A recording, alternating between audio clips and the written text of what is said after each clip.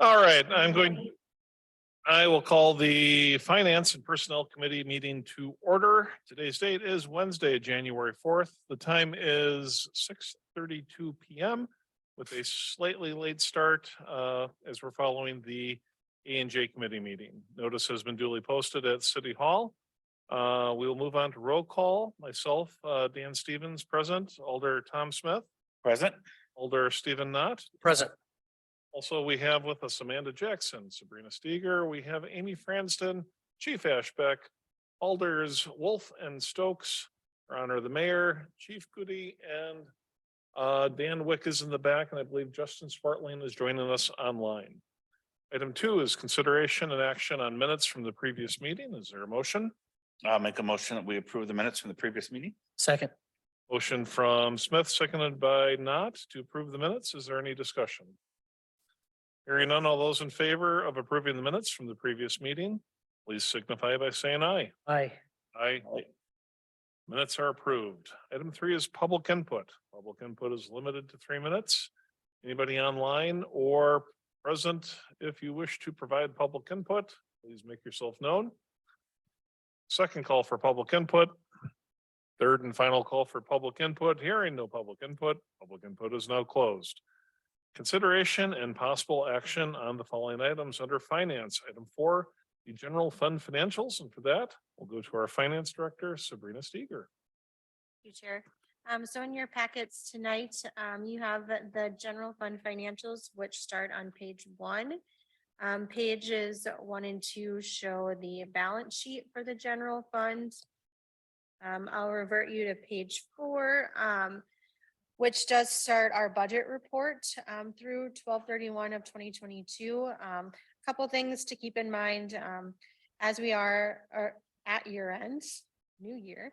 We are continuously evaluating like receivables that need to be booked, different journal entries that will have to be done for our audit.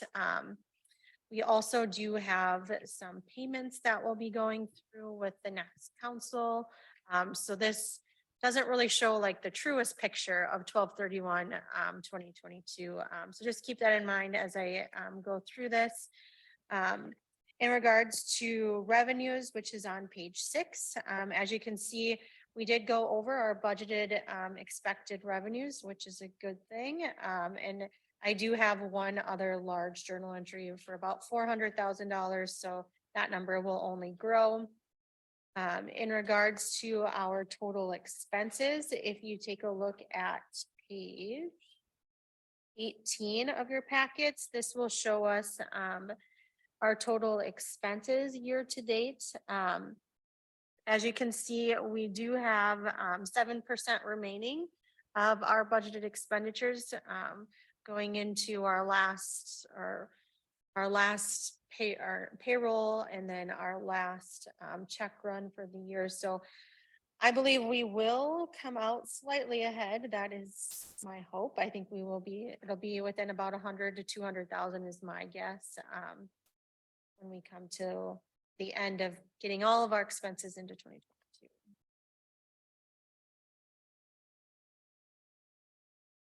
We had, what was it? It was like 2.71 an income coming in left on budget and 7.63 left to spend, but then we're ahead and there's more money coming, right?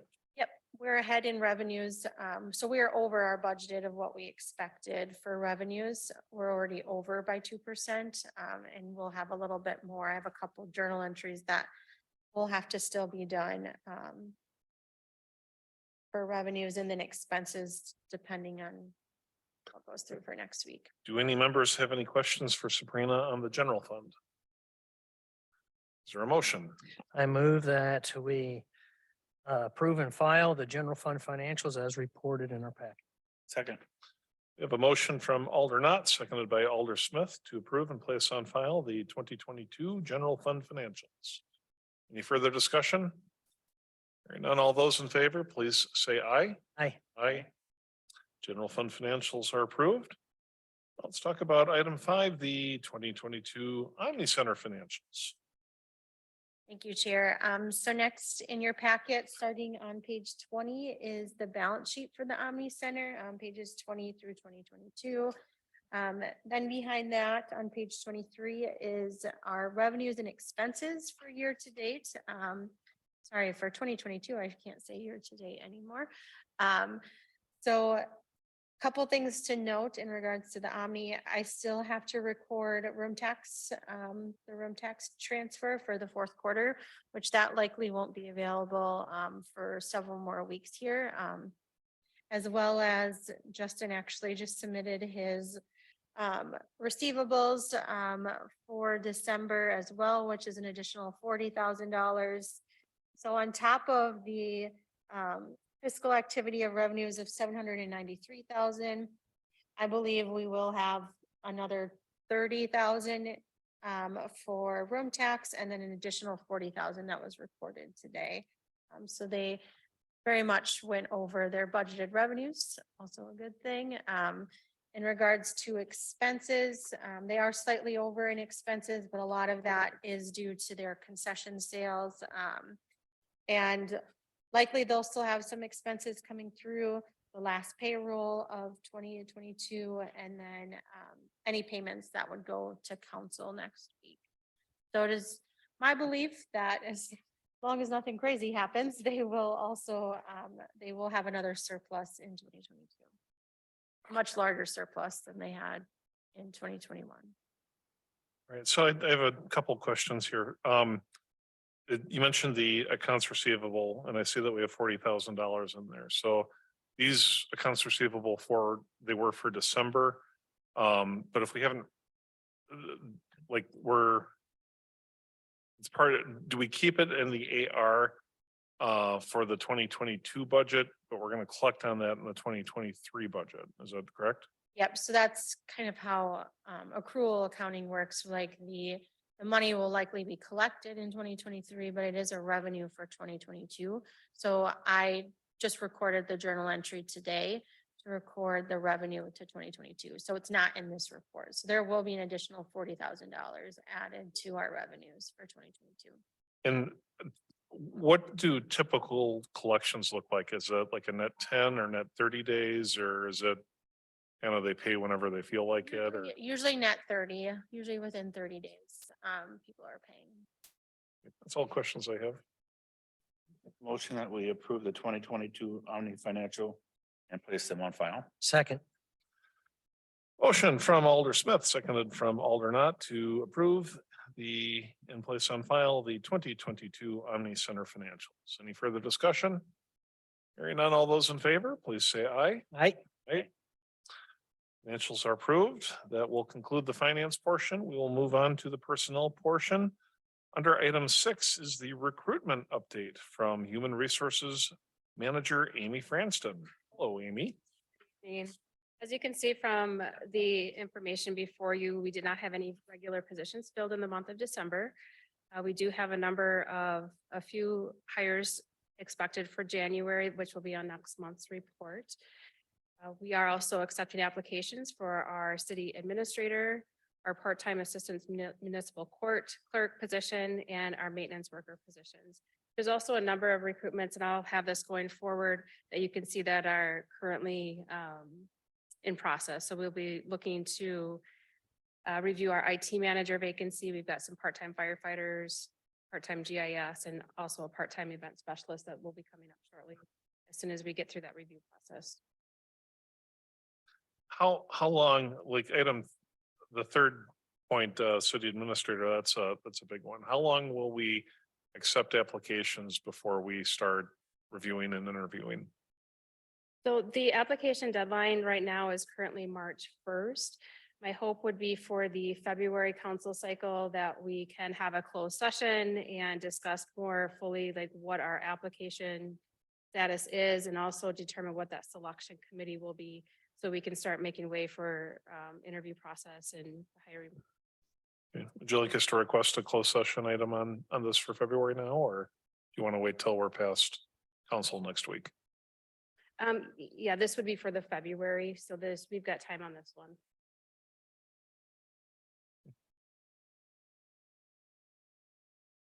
Gentlemen, how do we feel about the recruitment update? I'm good. We need a motion. Oh, Just an update. Just, An update, right? Yeah. I'm good. all right. We'll close that out. We'll go on to item 7 is the approval of a regular part-time minimum 20 hours weekly law enforcement records specialist. Now, I had spoken prior to this meeting with Amy, and I got a little bit of background on the law enforcement record specialist, and probably actually would like to hear from both Chief and Amy, but my understanding is a lot of this job has to do with some of the records and retention, especially with the video work, with mostly the body cameras. And I have a concern that even at the 20 hours a week, that the police department is reliant on other departments to make up a shortfall. And I kind of don't like that as a general business routine. We have this on here, and I would like to try to complement or allow some flexibility in the hours in the position. So essentially, what I would like to do is make it so the chief has ability when the caseload is really high, that they can exceed the 20 hours, and we're not pawning off that extra work to other departments. Right now, it's going to the administrative suite, a paralegal, or finance is helping out. I think it's great that we can help out in a pinch, but my concern is it's become kind of the routine. And I'm going to suggest we're going to figure out how to supplement the hours. And I think we can go up to 23 hours without having to change the benefits package. So I guess I'm throwing that out there. I will make a motion to approve the 20 hours, and then we can discuss the other matter and see what the rest of the committee thinks. So your motion is to approve. My motion is the approval as stated on the agenda, but my intention is when we get to discussion. Okay. I think we need to talk about the needs of the department and how feasible that could be. I'll second your motion. All right, so Chief, maybe you could tell us what the job entails and how it's being managed now. Sure. Good evening. Thank you, Chair. So currently, well, let me back up. This position was being staffed by a member that had resigned at the end of November. So traditionally, she was working about 17 hours a week, which was not nearly enough, of course, to fulfill the needs of this position. But with the assistance of one of our other full-time clerks, Sue Martin, and then with the assistance of paralegal Rebecca Thompson and others, we were trying to just keep our head above water, but we continually slowly get behind and are not fulfilling these requests in a timely manner as we should be doing. But as you alluded to, you know, the body cameras and the videos are really what are setting us behind because they're so time consuming. As you can imagine, when you're going through records or videos, you can't, you have to, you know, watch things, you have to then make the corrections and keep going. It's not just like a 1-for-1, as kind of Alderman Nod alluded to it at a previous meeting. So, you know, a typical call that we may be on for an hour or 2 hours, that's, you know, probably a minimum of 3 to 4 hours for an a staff person to go through and try to redact and whatnot through there. So in 2020, I had put in a requisition to make this a full-time position due to budgetary reasons that got denied. So we've been, you know, going through with what we've had so far. In 2022, we had 716 records requests that we received throughout the year, which is pretty on par to what we average, somewhere between that and 800, kind of hover right around in the 700s. We actually have 7 requests already for 2023, and we're only 3 days in. So that's just the pace of things.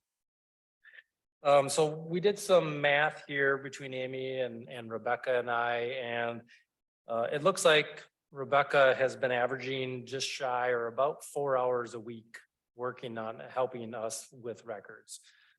Sue, amongst her other, full-time duties, she tries to help with requests that are kind of just the easy pickings with the DA's office. So she doesn't spend nearly as much time, but she spends about a minimum of 2 hours a week on records requests. And then, of course, Tracy would spend 17 hours a week. So when we do the math, ironically, that comes to 23 hours. And I did not plan that. That's just what it added up to when we added the numbers up today. So I feel we certainly have the need for 20 to 23 hours. Quite frankly, I think we have the need for higher, but I realize budgetary reasons, this is already an ask because it's an unbudgeted item. So I get that. So Chief, is that, I have two questions here. So first, is there a statutory requirement on how long it takes to process some of these requests? The recommendation is within 10 business days. What we've typically been doing is letting the requester know that, we're working on it, but it may go past that time. And quite frankly, most of them do go past that 10 days unless it's a very simple request like the DA's office where there's no redactions needed.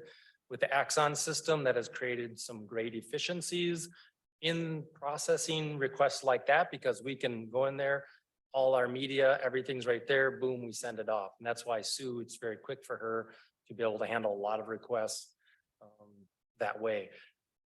But the other things that we have to review video and whatnot, I could tell you probably almost 100% of those are not being done within the 10 days. And my second question has to do with the billing of like staff splits. Like, so if the paralegal department helps out with the police department, that's taken away from the paralegal department and the duties that they have. Is a portion of the paralegal in this case being paid by the police department? I would assume no, but. Not at this point. No, they've been very gracious to offer their help. So I this would, is just the city kind of helping out another department. correct. I think that's a good routine strategy for the city to employ. Not necessarily. I mean, it's our duty and I would prefer that we handle it within. I mean, Rebecca has done a great job and we really appreciate Amanda offering her help. No, I agree.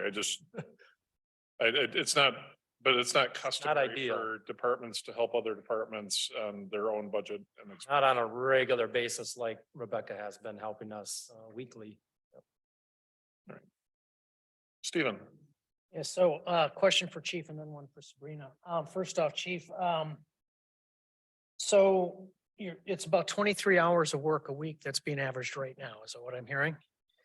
But that's divvied out among several different people who this isn't their full-time job, if you will. They do it as catch can. Would you, I mean, it's my assumption, you can tell me if I'm out in left field, that somebody who comes in and that's trained to do this job on a day-to-day routine basis will actually gain some efficiencies in that because this is just what they do. And whether or not it's 3 hours a week or not, I don't know, but I would assume, I mean, we're going from 17 to 20, right?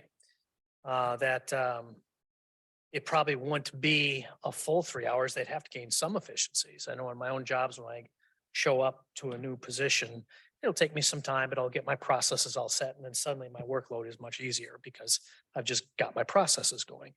And I'm assuming that some of that would probably happen here too. How much, I don't know, but I mean, is that a valid assumption or? Well, I guess I would question the fact that Tracy, our previous clerk at this, I mean, she'd been doing this for 5 years. And so she was about as efficient as you're gonna probably get as far as knowledge of how to do this work. And she was not able to keep up. That's why we were needing the help of Right. outside. But that was at 17 hours. That's at 17 Now hours. we're yeah. going to 20. Yep. I mean, I don't know all the answers here, but Amanda, I mean, I guess what I don't think we've discussed is the backlog. And so, when we say that we're not meeting it in 10 days, in some cases, I think we're meeting it in 15, we're meeting it in a time reasonable to that. But when we have really large requests, we are sometimes months before we're being responsive to these. I know when the chief had asked for that full-time position, I think I had stated at that budget meeting that this is a position that holds a fair amount of liability for the city. And so because of both the timeliness as well as like the redaction requirements. And so it's not a position that you can easily have efficiencies in. So going back to like the chief said, when you have a 2-hour video or a 2-hour incident and it takes you 4 to 5, it's not even as simple as listening to it and watching it.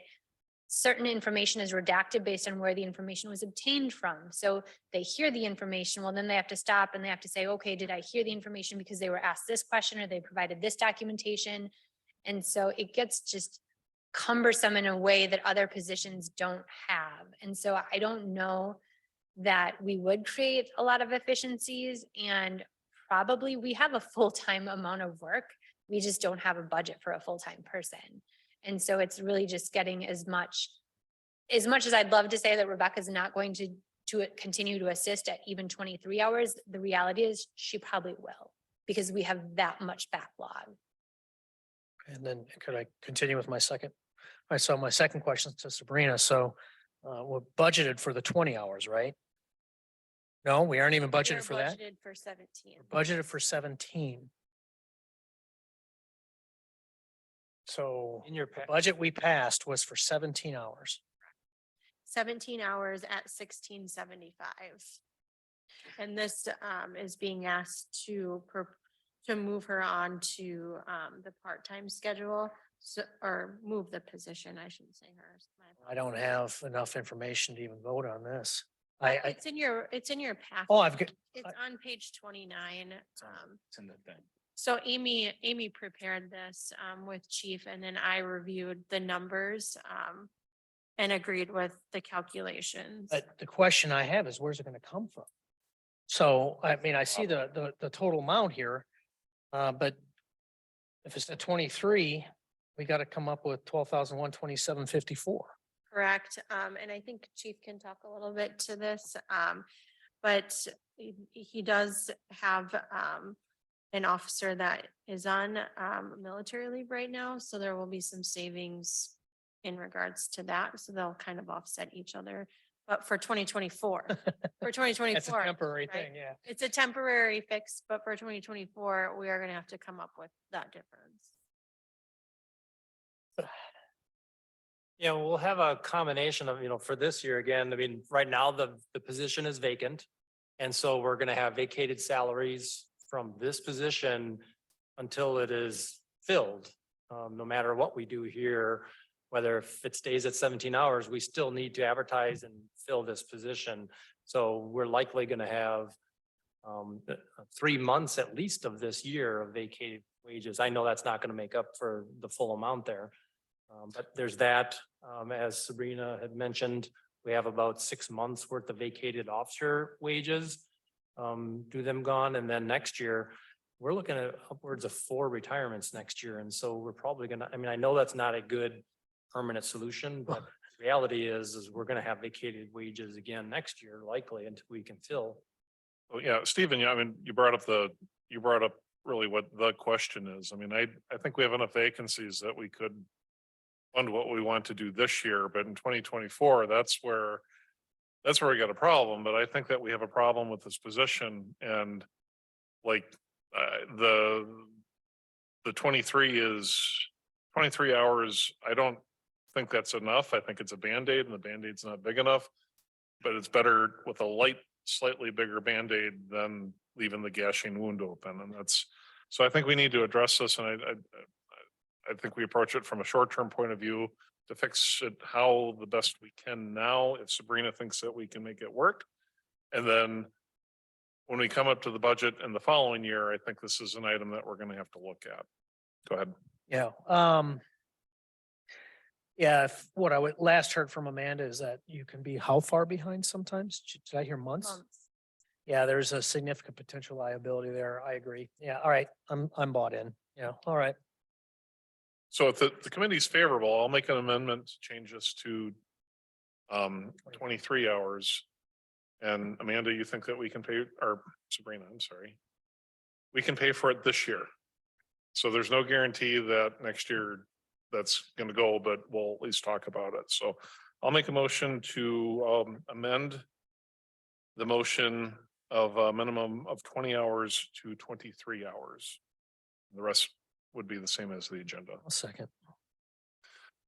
Do we want to discuss the proposed amendment?